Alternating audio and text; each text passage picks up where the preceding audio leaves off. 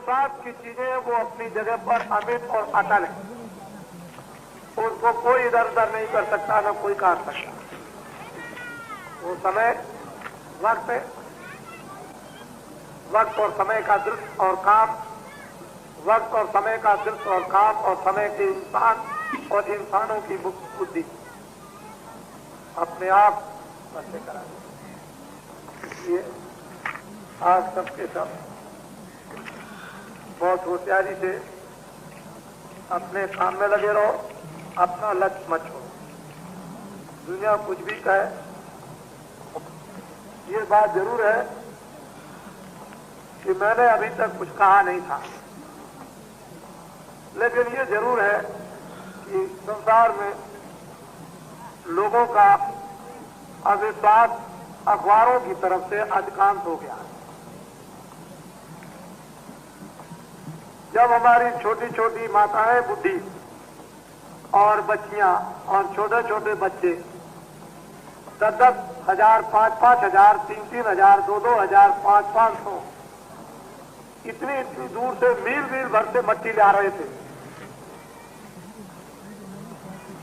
एक एक मील से मट्टी ला रहे थे और साता दिन सुबह से लेकर के और शाम तक सूरज नहीं डूबता था और अंधेरे तक बराबर लगा रहता था। कभी किसी ने पूछा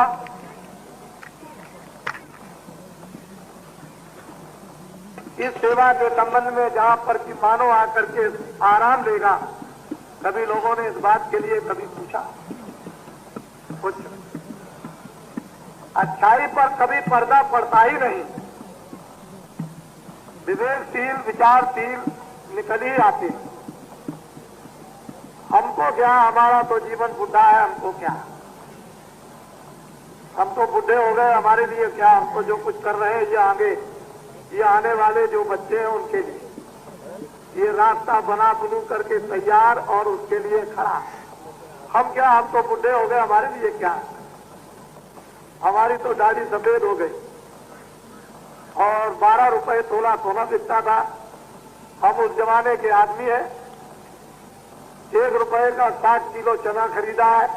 आप हमको क्या सिखाएंगे? हमको तो जो गुरु महाराज ने सिखा दिया वो सीख लिया।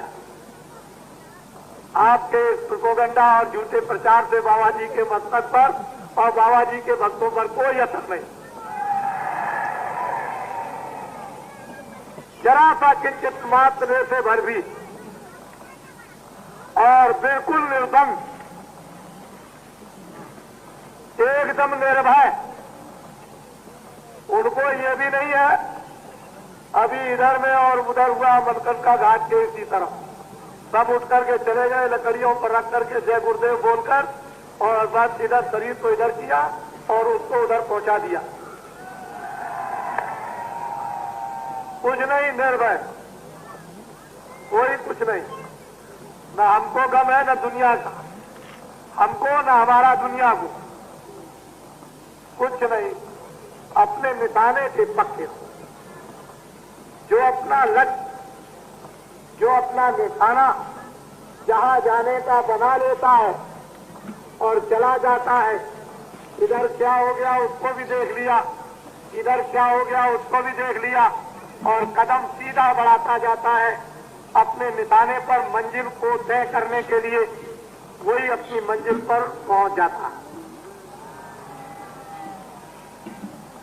आपका निशाना, इसलिए आपको क्या करते, कुछ नहीं। ये वो दिल नहीं, वो हृदय नहीं है कि छुई मुई हो जाए। ये हृदय वो नहीं रह गया कि छुई मुई, कुछ नहीं। इतना लिखो, इतना लिखो कि जितनी तुम में शक्ति हो सब लिख करके देख लो, और उसके बाद क्या होता है ये भी देख लो। तुम लिखने में कमी मत रखना। एक मुसलमानों के यहाँ एक स्त्री थी, उसका पति मर गया बचपन में। लोगों ने बैठ के कहा कि देखो भाई, तुम्हारा पति मर गया खामिद, तुम दूसरी शादी कर लो। अच्छा रहेगा, गुजारा हो जाएगा। कर लगे ठीक है, जो खुदा की मर्जी। एक शादी और करा दी, तब तक 2-4-6 महीने में वो भी मर गया। फिर लोगों ने कहा कि अरे भाई कैसे काम होगा, और शादी कर लो। तो लोगों ने घेर घाल करके शादी करा दी, 6 महीने में वो भी मर गया। किसी ने कहा अरे भाई क्या हुआ, तो मतलब 1 साल में 2-3 मर गए, एक और कर लो, कोई बात नहीं है। तो उनका ठीक है, तो 6 महीने में वो भी मर गया। एक दिन खड़े होकर के बोली कि अल्लाह ताला तुम अपनी करनी में कोई कमी मत रखना, मैं तो दूसरा और कर लूंगी। अपनी कमी में कोई कमी मत रखना, मैं तो और कर लूंगी, मेरे लिए क्या, अब तो मेरे लिए रास्ता खुल गया। तो कहने का आप अपनी करनी में कोई कमी मत रखें, मेरे लिए क्या है, गंगा जी का घाट है, इधर नहीं और तरफ जाऊंगा, उधर को खिसक जाऊंगा, मेरे लिए क्या, मेरे लिए कोई नहीं। तो हमारी बच्चियों, आपके द्वारा कुछ काम होने वाला है।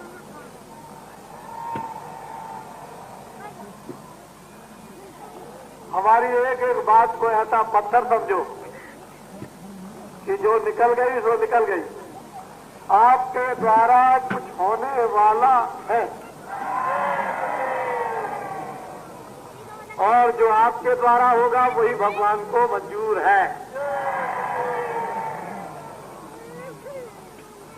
इसलिए आप कोई बात किसी की मत, किसी की कोई भी बात आप सुनो नहीं, अपने काम में पक्के, अपने धर्म में पक्के, अपनी सेवा में पक्के, अपने भजन में पक्के, अपने प्रेम में लगे रहो। बिल्कुल घर गृहस्थी के अपने काम जितने भी हैं उनको पूरे फर्ज पूरे करते चलो, और भगवान का भजन और जीवात्मा को जगाना, उसके ऊपर आवरण गंदगी का पर्दा हटा देना। सब काम अपने पूरे पक्के कर लो, चलने के अंतिम समय तक। यही बात आपको हमने बराबर निरंतर पढ़ाया है। तो आप सब बहुत भाग्यशाली है, और प्रभु की दया बड़े जोर से बच रही है, बड़ी कृपा हो रही उनकी। कहते हैं पीने दो खूब, जितने भी आ जाए पिला दो, खूब छत के पिलाओ, पिए, कोई आ जाए खूब पियो, जितना पी सकते हो।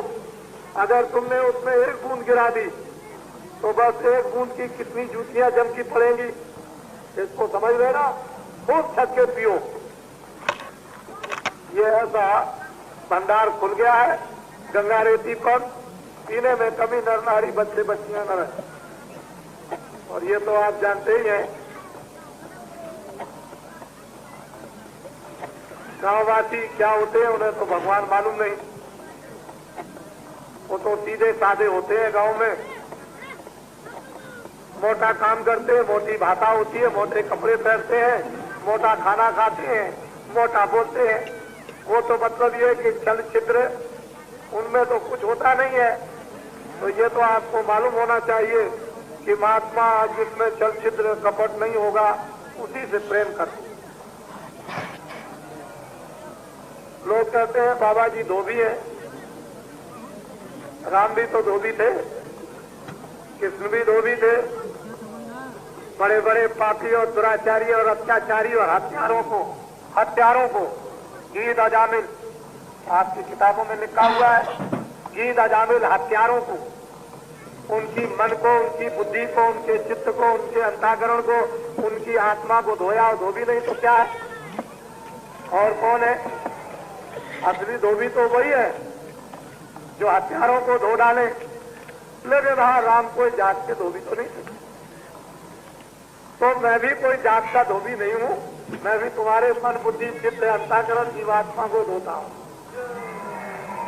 लेकिन प्रचार क्या करते हैं? धोबी है। अरे तो धोबी तो है ही, धोबिया धोबी लीजिए, धोबिया मर जाएगा, चादर लीजिए धोए, दिनों दिन मैली भई, ये जीवात्मा दिनों दिन मैली हो गई। अरे धुबिया चला जाएगा, ये तुरंत रुकी चुनर चादर तू जल्दी से जल्दी धो ले और ले ले वो साबुन कि जल्दी से तू अच्छे रगड़ा मार रगड़ा।